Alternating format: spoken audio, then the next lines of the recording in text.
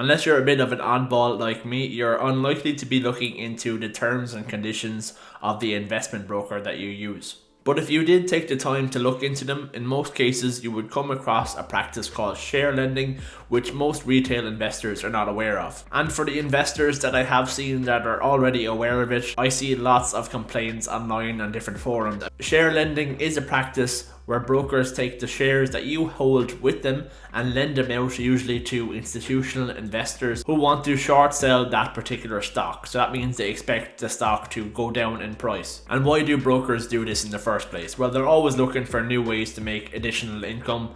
And when they lend out your shares to these institutional investors, they can actually charge interest on those loans. And this is the part that really pisses people off. These are your assets that they are taking and lending out to institutions to earn more money from them and passing on none of it to you. I tried my hardest to get a feel for exactly how much brokerages are making from this practice, but from looking at the different financial statements, they don't go into that level of detail in their revenue, so it was quite difficult to find out. The excuse rolled out by most European brokerages is, oh, we can give you a better service because of this. This is how we can give you the likes of commission-free trading. But in reality, they make most of their money from the spread that they charge on different stocks and other investments. Most brokerages in Europe that I checked have this policy of share lending, so the likes of Degiro, Bux Zero, Trading 212 and eToro, they all do it. It's a bit different though when you compare European brokerages to, say, an American broker such as Robinhood. Robinhood do it as well, but they actually pass on 15% of the money that they make from the share lending onto the investors. Whereas in Europe, this is not the case and we see none of it. But is it a bit irrational anyway to be pissed off about this in the first place? We are used to this kind of thing already from the banking sector. Banks only need to keep a fraction of your deposits and can lend out the rest at really high interest rates and then pay you a tiny deposit interest rate. And just to be clear as well, brokers are not going to be lending out all of the shares that you have with them. It will only be for stocks that are in particular demand at that time.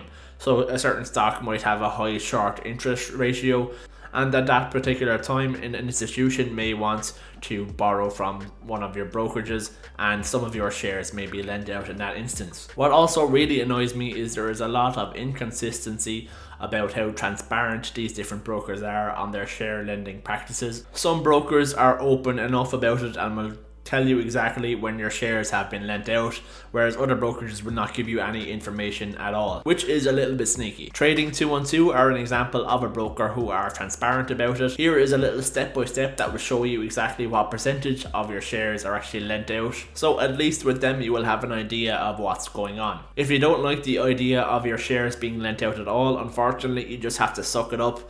You don't really have the option to opt out with any of the brokers, especially in Europe. It will make no overall difference to your portfolio as you see it on a day-to-day basis. You will still receive all of your dividends, even if your shares are lent out, and you can still sell your shares at any time. So there's nothing to worry about from that point of view.